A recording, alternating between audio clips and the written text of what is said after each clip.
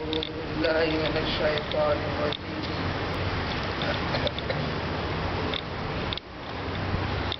بسم الله الرحمن الرحيم. إياك نعبد وإياك نستعين اهدنا الصراط المستقيم صراط الذين أنعمت عليهم غير المغضوب عليهم ولا الضالين. آمين.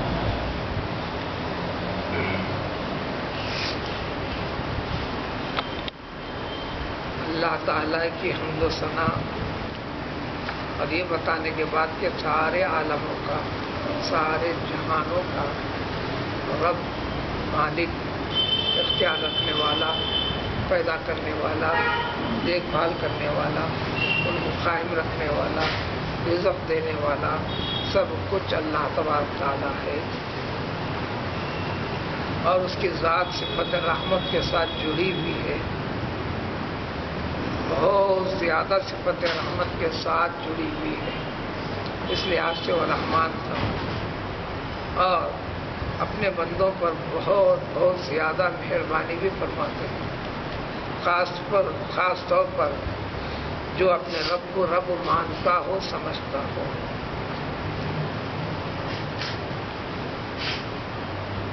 تو اس طرح اللہ تبارک تعالیٰ کا اقرار زمانے ماضی میں بھی ہوا، زمانے حال میں بھی، کہ اللہ ہی معبود حقیقی ہے۔ ساتھ ہی ساتھ مستقبل کا بھی اقرار ہوا کہ مالک یوم الدین، آخرت میں بھی، بعد والی زندگی میں بھی، اور حساب و کتاب والے دن بھی، سب کچھ اختیار، مالک، ملکیت، بادشاہت رکھنے والی ذات اللہ تعالیٰ کی ہی ہے۔ ہر لحاظ سے وہی معبود ہے، حال میں بھی، مستقبل میں بھی، ماضی میں بھی کہ نہیں تھے تو وجود بخشا۔ ساری چیزوں کے اقرار کے بعد ایاک نعبد، ہم صرف اور صرف تیری ہی عبادت کرتے ہیں، تیری ہی پرستش کرتے ہیں،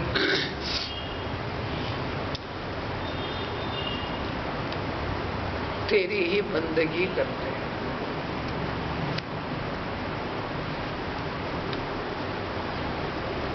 عربی کے اندر قاعدہ ہے، یہ اصل میں نعبدو کا ہم تیری عبادت کرتے ہیں، یہ ترجمہ نہیں ہے۔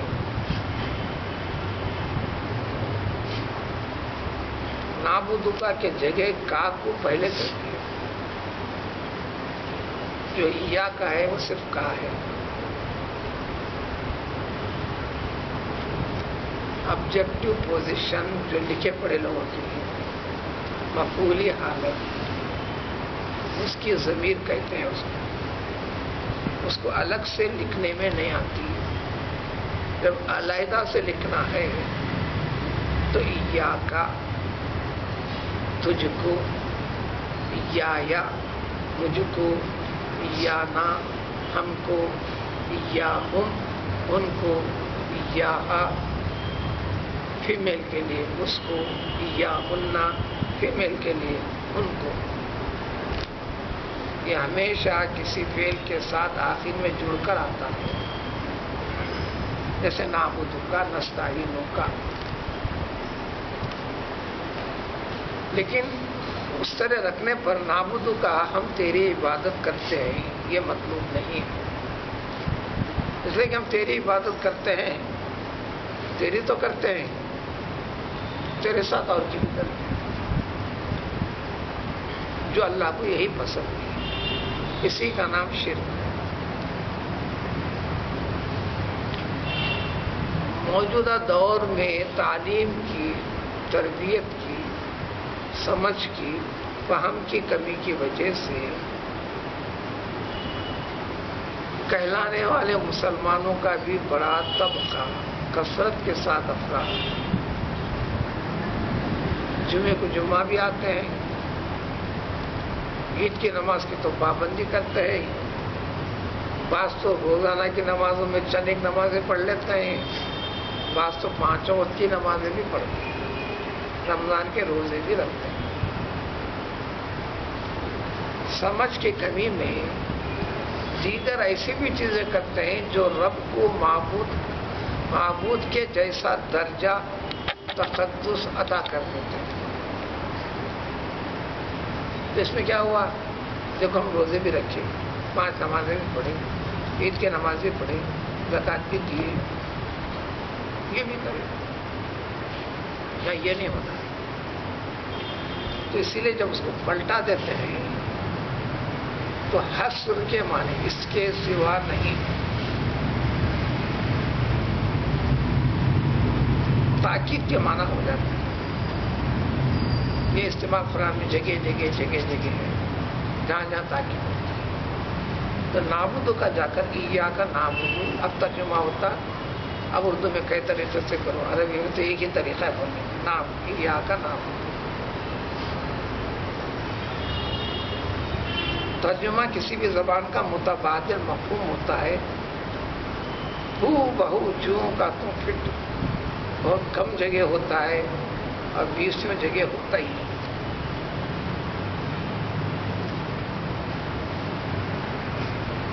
یا کا نابود تیری ہی ہم عبادت کرتے ہیں، یہی آ گیا نا،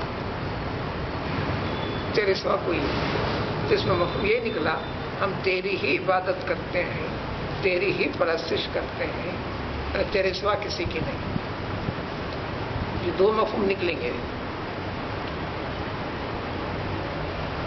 اس کا مطلب یہی ہوگا. اور قرآن کے بیان کا اعجاز اور کمال بلاغت یہی تو ہے. یا کا نام ہم تیری ہی عبادت کرتے ہیں. ہی کا لگا دو، ہم صرف تیری ہی عبادت کرتے ہیں.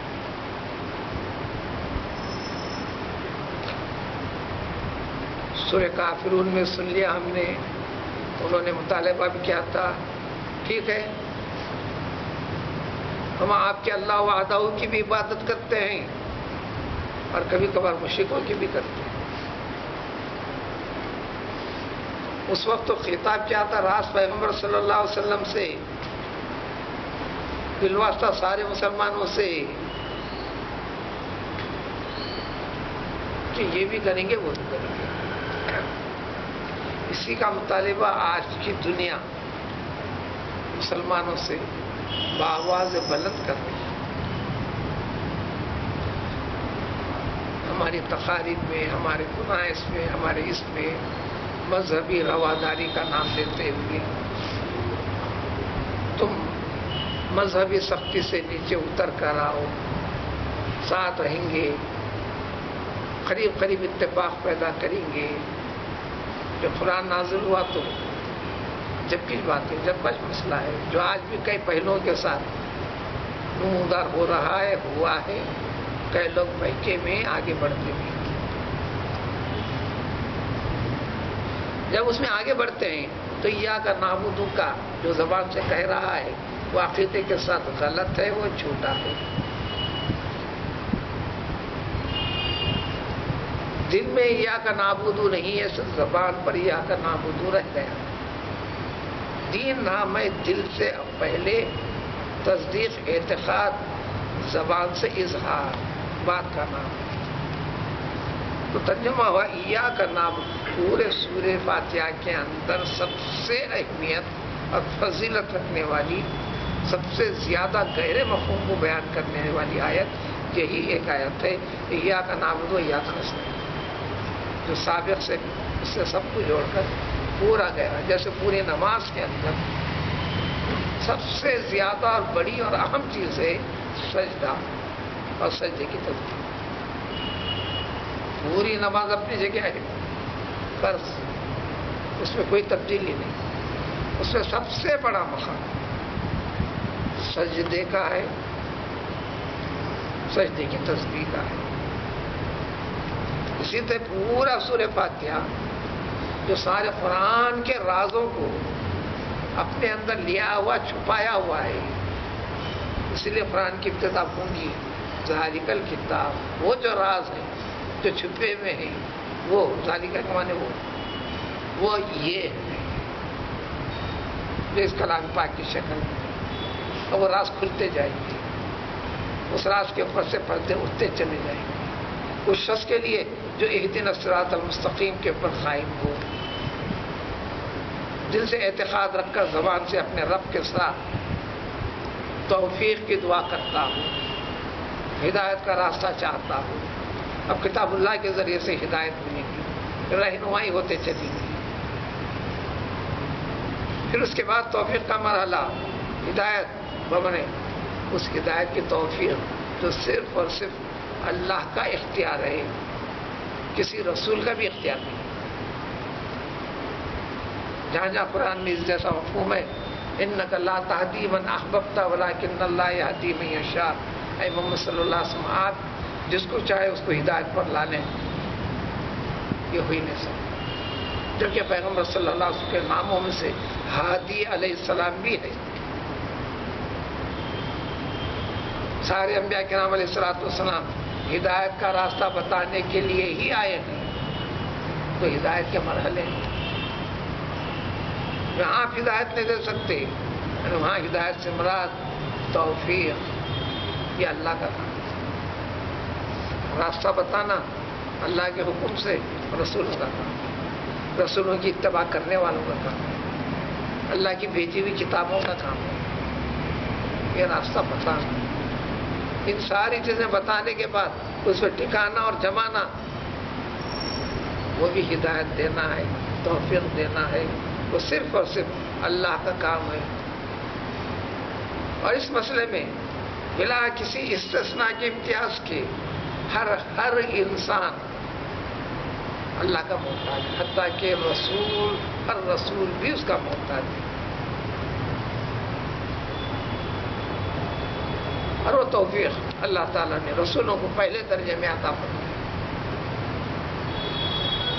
تو ایاک نعبد، ہم صرف اور تیری عبادت کرتے ہیں۔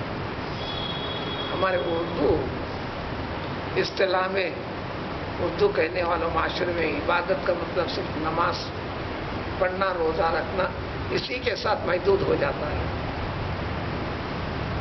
نماز، روزہ، زکوٰۃ، حج، تلاوت کرنا، حلال کو حلال سمجھنا، حرام کو حرام سمجھ کر اجتناب کرنا، ہر چیز کے اوپر عبادت کا مفہوم، یعنی زندگی کے ہر شعبے میں، ہر پہلو میں اللہ تعالیٰ تیرا حکم کے مطابق ہی ہم اسی پر رہیں گے، اس کے خلاف جو احکام آتے ہیں، جو طریقے آتے ہیں دنیا والوں کے، ہم اس کو قبول نہیں کریں گے۔ جب قبول کریں گے تو شرک ہو جائے گا، شرک کی اقسام ملے گا، شرک کی اقسام ملے گا۔ پیغمبر صلی اللہ علیہ وسلم نے تو ایک مرتبہ رونے لگے، صحابہ نے پوچھا کیا بات ہے؟ مجھے امتیوں کی بے راہ روی کے اوپر خوف ہے، ڈرتا ہوں۔ تو چاہے بت پرست ہو جائیں گے آپ کی امت میں؟ نہیں، بتوں کی پوجا نہیں کریں گے۔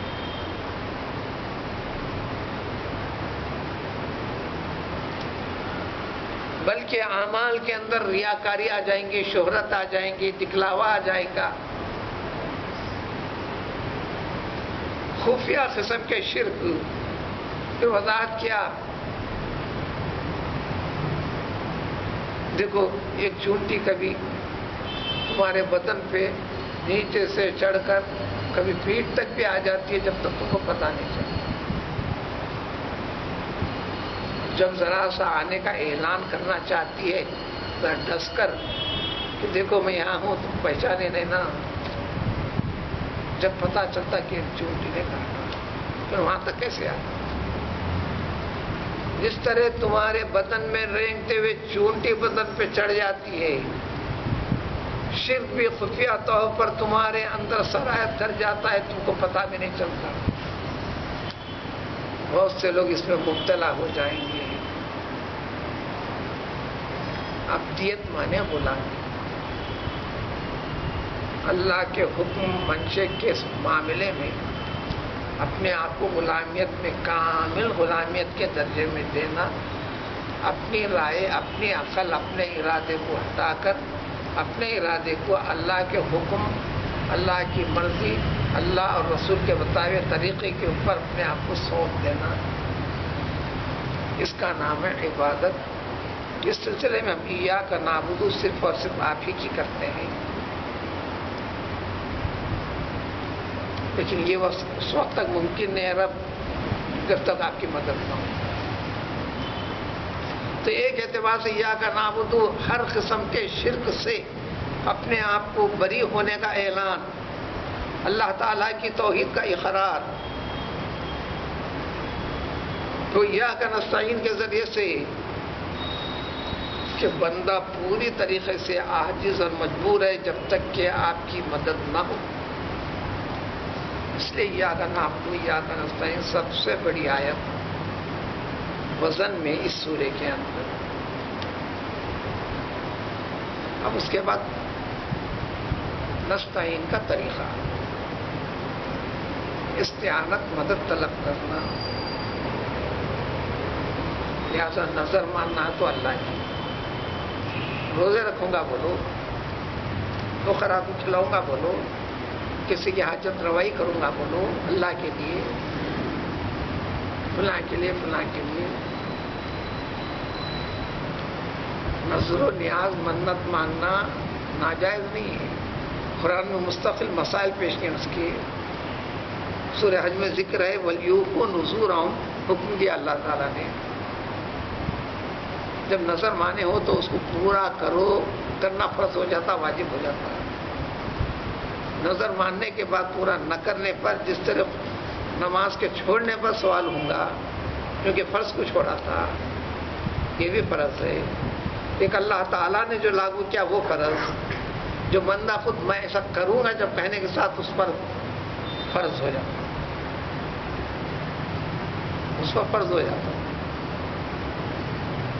یہودیوں کی بے راہ روی کا سورہ حدید کے آخر میں یہی ذکر کیا، عیسائیوں سے متعلق وَرَهْبَانِيَّةً ابْتَدَعُوهَا مَا كَتَبْنَاهَا عَلَيْهِمْ، ایک طریقہ انہوں نے اطاعت و عبادت کا، اللہ کا قرب حاصل کرنے کا، اللہ کی بارگاہ میں سب سے زیادہ قریب بننے کے لیے ایک طریقہ رہبانیت کا اختیار کر لیا، یعنی تاریک الدنیا بن کر پوری طرح شب و روز اللہ کے لیے اپنے آپ کو وقف کر دینا، دنیا والوں کے طور طریقوں سے اپنے آپ کو آزاد کر دینا، صرف اور صرف اللہ کے ذکر و شغل میں لگے رہنا۔ اللہ نے فرمایا کہ ہم نے فرض کر کیا تھا، ٹھیک ہے فرض ہم نے نہیں کیا، تم نے کر لیا، الا ابتغاء رضوان اللہ، جب کیا تھا شروع میں ابتدا میں تو اللہ کی رضامندی مقصود رکھی تھی انہوں نے، یہاں تک تو ٹھیک تھا، لیکن یہ طریقہ ہم نے مقرر نہیں کیا تھا۔ فما رعوها حق رعایت، اپنے طور پر اپنے طریقے سے اپنے اوپر لازم کی ہوئی چیز کے اوپر بھی اس کی رعایت نہیں کی، نگہبانی نہیں کی، اس کے اندر بھی غلطیاں کی۔ اب آج کل کی دنیا کے لیے تو واضح ہے، بیسوں قسم کے تاریخ کتابیں، مجلات، اخبارات، یہی پادریوں کی کہانی وغیرہ، انسانوں میں کامل انسان کا اعلان، خرابیوں میں انتہائی ناقص انسان کے عملی مظاہرے، یہ بھی تو نہیں کیا انہوں نے۔ تو جب تک اللہ کی مدد نہ ہو کسی بھی چیز کے اندر بندہ نہیں کر سکتا، تو لہذا اللہ نے طریقہ بتایا استعانت کا، دعا کا، اہدنا الصراط المستقیم، آپ ہمیں راہ بتائیے، رہنمائی کیجیے، ہدایت دیجیے، صراط مستقیم کیجیے۔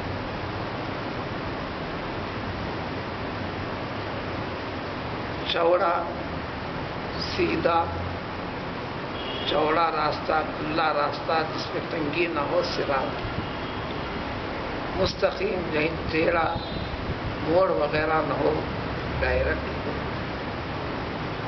مستقیم۔ صراط کی بے سے سین را تا، سین سواد نہیں، سین را تا، یہ اصل لفظ ہے۔ تجوید بھی قرآن کا ایک حصہ ہے، تجوید قرات بھی۔ تو راہ کے اوپر جب جب زبر آتا ہے اس کو منہ میں آواز کو رول کرنا، اس کو موٹا پڑنا بولتے ہیں۔ واہ زیر ہے تو ری روئی نہیں کرنا، ری زبر آیا تو اس کو موٹا پڑنا، با کو بھی موٹا پڑنا، کیونکہ تے اور با میں فرق ہے، تے تا اور با میں فرق ہے۔ تو یہ را اور تا تو اپنی جگہ ہیں، ان دونوں کی مناسبت سے وہ دونوں لفظ مفخم موٹے پڑے جانا ہے، اس کی مناسبت سے سین کو سواد کر دیا گیا، یہ عربی قواعد کے ساتھ، یہ عربی قاعدے کے ساتھ۔ اس لیے اگر کوئی شخص اہدنا الصراط پڑھتا ہے تو کوئی فرق نہیں، اصل پہ پڑھا۔ اہدنا الصراط پڑھتا ہے تو بنا ہوا رائج قاعدے پہ پڑھا، بس سمجھ کا ہے۔ ہر جگہ ایسا نہیں ہے، ہر جگہ ایسا نہیں ہے۔ اس لیے بات سنانے کے اندر اس سواد کے پاس چھوٹا سا سین بھی لکھ دیتے ہیں، جس قرآن میں یہاں پر تو لکھا ہوا نہیں ہے، اکثر لکھ دیتے ہیں تمیز کرنے کے لیے، سمجھنے کے لیے۔ یہ صراط مستقیم ہدایت ایک عام ہدایت ہے، جس ہدایت کو طلب کر رہے ہیں اللہ تعالیٰ سے۔ ایک عام ہدایت اللہ تعالیٰ نے کائنات کی ہر چیز کو دے رکھی ہے، جمادات، نباتات، حیوانات، انسان، جن وغیرہ سب۔ وہ کیا ہے؟ اٹھنا بیٹھنا، چلنا پھرنا، یہ کرنا، وہ چیز اپنی اپنی کیفیت سے چلنا کرنا، یہاں وہ ہدایت مراد ہے۔ اور اس کے بعد اور دو ہدایت ہیں، اور ایک ہدایت ہے اللہ کی کتابوں کے ذریعے سے، نبیوں کے ذریعے سے، وہ بھی مراد ہے، وہ بھی مراد ہے۔ تو گویا اللہ کے رسول سے جڑنا، اللہ کی بھیجی کتاب سے جڑنا تو ہدایت ملے گی۔ پھر اس کے بعد یہ مومنوں کے ساتھ جو جڑا اس کے لیے، پھر یہاں پر خاص اہدنا وہ ہدایت جو تیسری، جو سب سے بڑی خالص ہے، وہ توفیق خدا ہوتی ہے۔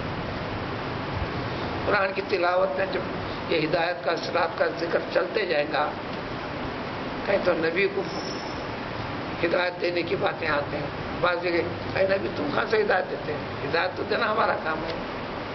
بس سمجھ جانا وہاں کہ وہ ہدایت کہ یہ کتاب سے ملنے کے بعد، اللہ کی کتاب سے ملنے کے بعد، اللہ کے رسول صلی اللہ علیہ وسلم کے بتانے کے باوجود پھر بھی نہیں جمنا، نہ ٹکنا، پھر اس کے بعد اللہ کی توفیق ہونا۔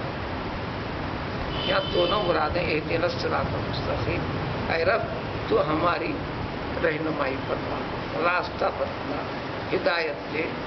وہ ہدایت اس کتاب کے ذریعے سے بھی، اللہ کے نبی کے ذریعے سے بھی، وہ ہدایت تیرے خاص فضل و انعام کی وجہ سے جس کے محتاج ہر فرد ہے، چاہے ولی ہو، فلاں ہو، سارے کے سارے، وہ سیدھا راستے،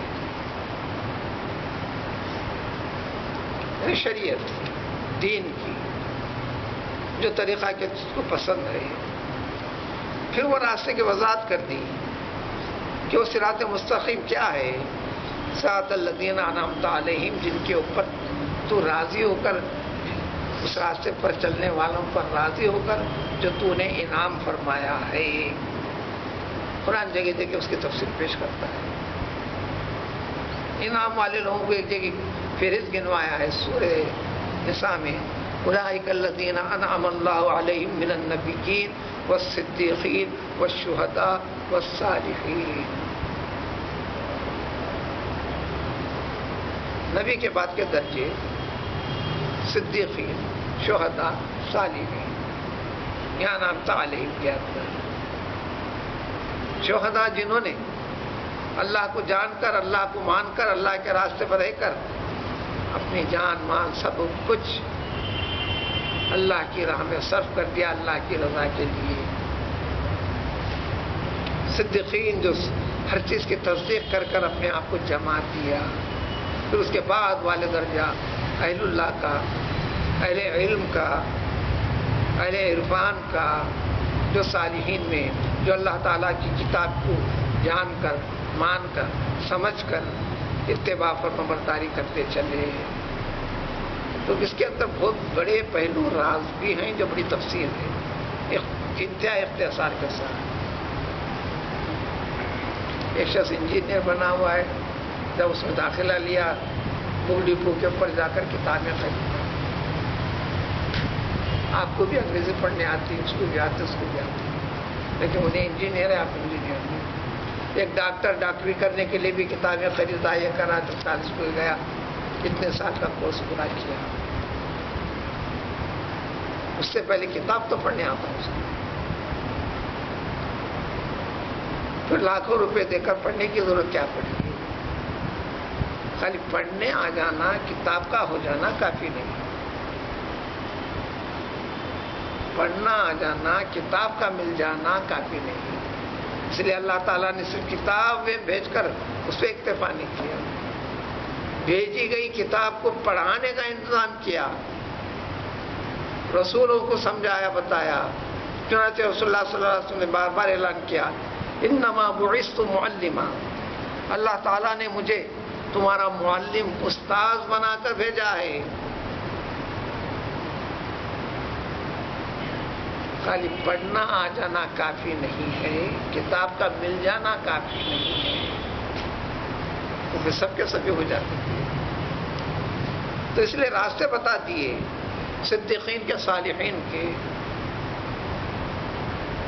ان کتاب کے ماہر کی ضرورت ہے، اس کتاب کو اچھی طرح سمجھنے والے کی ضرورت ہے جو سمجھا سکے، ماہر کی ضرورت ہے جو مہارت پیدا کروا سکے۔ تو اس لیے ذکر ہے کہ صراط الذین انعمت علیہم، اے رب جن کے اوپر تو نے انعام کیا ہے، اللہ نے کن کن کے اوپر انعام کیا اس کی تفصیل بھی بتائی۔ ان جیسے لوگوں کا طریقہ یا اس جیسی شخصیتیں،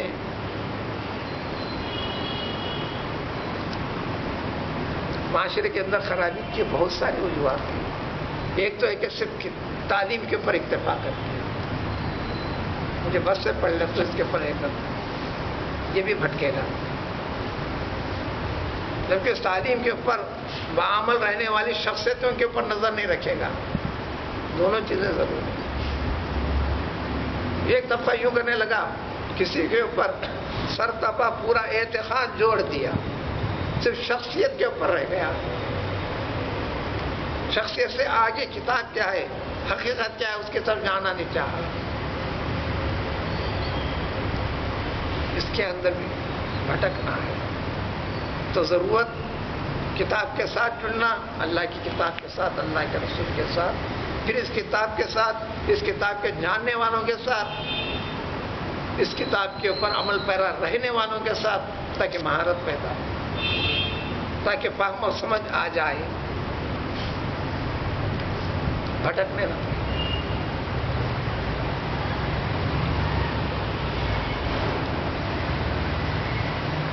ایک صاحب اب تو رخصت ہو گئے، گزر گئے، آگے گئے، اردو میں لکھی ہوئی تفسیریں 8 تفسیریں تحقیق کے ساتھ میں نے پوری ختم کیا ہے۔ 8 تفسیروں کو میں خود سے پڑھا ہوں، ایک تفسیر کو نہیں۔ اس طرح 8 لوگوں کی لکھی ہوئی تفسیریں شروع سے آخر تک پوری طرح پڑھا ہوں۔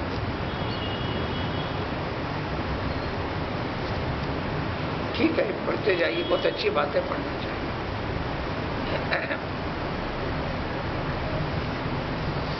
یعنی اپنے علم، اس کے بعد کیے جانے والے فیصلے کا ذکر کرنے لگے۔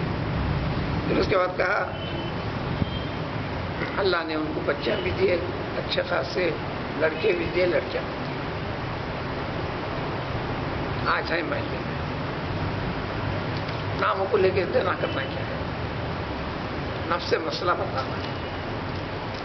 نفس مسئلہ بتانا ہے، ناموں سے شخصیت کے تعارف سے کوئی ضرورت نہیں۔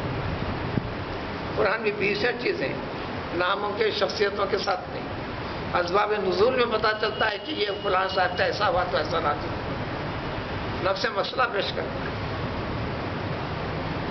جب نام کے ساتھ ذکر کیا تو دوسرے مسائل پیدا ہوتے ہیں۔ کہنے لگے کہ میں نے بچوں کی شادیاں کیا، اچھا خاصا خرچہ کیا، بچوں کو یہ بھی تاکید کر دیا ہوں کہ دیکھو تمہاری شادی میں خرچہ کر دیا ہوں، اب جو جاگیر جائیداد ہے یہ چیزیں ہیں، اس میں سے تم کو کچھ نہیں ملے گا بیٹا۔ بیٹیوں سے اقرار زبانی لے لیا، اب اپنے فیصلے کی تصدیق کے لیے میرے پاس موجود ہے۔ اس سے پہلے یہ بتا دیا کہ میں اتنا پڑھا والد ہوں۔ بچوں سے کہہ دیا کہ تم کو کچھ بھی نہیں ملے گا بیٹا، نہیں دوں گا۔ اب جو کچھ ہے بیٹوں کے اندر تقسیم کر دے رہا ہوں، ان کے نام پہ لکھ دے رہا ہوں، وصیت لکھ دے رہا ہوں۔ سب سننے کے بعد میں نے پوچھا آپ 8 مرتبہ تفسیر پڑھے، اس تقسیم سے متعلق مستقل بحث ہیں، جب تفسیر ترجمہ الگ چیز ہے، تفسیر الگ چیز ہے، تفسیر میں مسائل آتے ہیں۔ سب سے پہلے تو آپ وصیت لکھا ہوں بچوں کے لیے، تو تفسیر میں اس مسئلے سے گزرنا تھا۔ شریعت کا مسئلہ ہے وارث کے حق میں وصیت نہیں ہو سکتی، اگر کیے تو باطل ہے۔ یہ دین ہے، اسلام ہے۔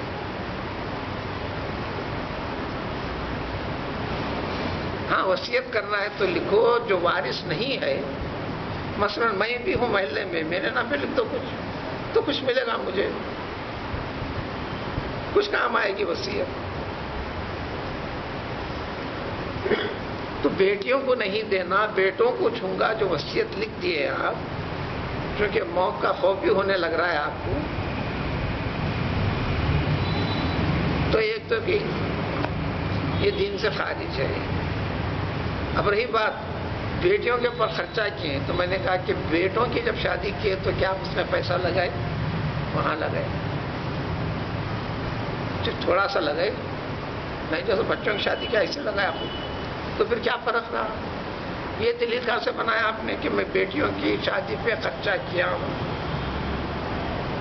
تو بیٹے کی شادی کے اوپر خرچے کو حساب میں کیوں نہیں لاتے آپ؟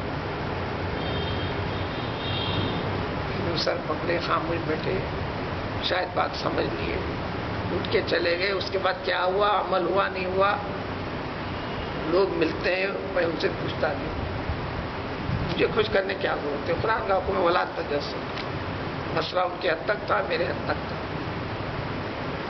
میں نے تو سمجھا دیا۔ عمل کیا ہوا واللہ ہوا، چاہے تو پوچھ سکتا ہوں، مجھے کرنے کیا ہے؟ حساب و کتاب اللہ تعالیٰ لینے والا ہے۔ تو مطلب ہے کہ صرف کتاب کافی نہیں ہوتی، اگر کتابیں کافی ہوتی تو سب کے سب بن جاتے تھے۔ تو ڈاکٹر کے پاس جا کے عاجزی کر کے اس کے پاس کھڑے رہنا، اس کے پاس جا کے کھڑے رہنا، یہ کیا ضرورت تھی؟ تو اللہ تعالیٰ نے بھی کتاب بھیج کر کتاب کے سمجھانے کے لیے انبیاء کرام علیہ السلام کو بھیجا، ابھی کتاب کو بھیج کر پھر کتاب کو سمجھانے کے لیے درمیان میں واسطہ حضرت جبریل امین علیہ السلام کو رکھا۔ یہ ساری کی ساری چیزیں ہیں۔ تو انعمت علیہم، ان کا راستہ ہونا، غیر المغضوب علیہم ولا الضالین، ایسے لوگوں کا راستہ نہیں جن کے اوپر تیرا غضب ہوا ہو۔ وضاحت نے کیا، تفاسیر لکھتے ہیں کہ یہودی مراد ہیں، ان کو علم بہت تھا، لکھے پڑھے تھے، یہ بھی بات آ گئی، بہت لکھے پڑھے ہوئے تھے، حقائق کو جانتے تھے، اس کے خلاف کرتے تھے۔ جگہ جگہ وضاحت قرآن میں آ گیا، اللہ تعالیٰ کا غضب ان پہ نازل ہوا۔ لکھ کر، پڑھ کر، جان کر، سمجھ کر، بوجھ کر اس کے خلاف کرنا۔ وللضالین، ایسا طبقہ جو جہالت کی وجہ سے، نادانی کی وجہ سے گمراہ ہوا، بھٹک گیا، نہ اس میں رکھ، نہ جان بوجھ کر بھی، معلوم رکھ کر بھی اس کے خلاف کرنا. حیدرآباد کے قریب سے جڑی ہوئی ایک بستی ہے پودگل، معین آباد کے پاس آس میں. کسی کام کے ساتھ ہم 2-4 لوگ بھی گئے تھے. جانے کے ساتھ بڑے فخر کے ساتھ وہاں کے ساتھ سنانے لگے یہ بستی کی پرانا خاصیت ہے، اس بستی کے اندر غیر سید کوئی بھی نہیں، ہر شخص سید پیدا ہوتی سید. اس کی تحقیق وغیرہ الگ ہے گناہ. اور اس بستی کی خاصیت یہ ہے کہ یہاں کوئی آنا نہیں جانا نہیں. ایک مرتبہ ایک جماعت آئی تھی، آتے ہی مسجد کی طرف پڑھنے لگے تو ہم نے اس جماعت کو روک کر کہے دیکھو اگر تم لوگ اس لیے آئے ہو کہ نماز پڑھنا ہے، فلاں کرنا ہے، یہ چیز ہم کو پہلے سے معلوم ہے، اور فلاں کہنا چاہتے ہو یہ چیز ہم کو معلوم ہے، اب کیا بتانے کے لیے آیا؟ پڑھنے جائیے. ہم نے الٹے پاؤں پر پلٹا دیا. پھر ہم کہے کہ مسجد کا ہے بتاؤ. دیکھیے مسجد کو سفل رہتا ہمیشہ، پابندی سے جمعے کو جمعہ کھلتی ہے. جب کھلتی ہے تو جتنے مصلی آتے ہیں ان کے بیویاں بھی آنا ضروری ہے. کیا وہ بھی نماز پڑھتے ہیں؟ نماز پڑھاؤ نا ان کو. نہیں نماز نہیں پڑھتے. اپنے شوہروں کی حفاظت سے نماز ہونے کے ساتھ ہر بیوی اپنے شوہر کا ہاتھ پکڑ کے لے کے جاتی ہے. چونکہ ایک مرتبہ بہت بڑی جنگ ہو گئی تھی، لاٹھی بازی ہو گئی تھی. ہر بیوی کو اپنے شوہر کی حفاظت کی فکر ہے، کوئی زیادہ دور بھی نہیں. 30-40 کلومیٹر کے آس پاس میں ابھی بھی بستی قریب ابھی بھی وہی حال ہے.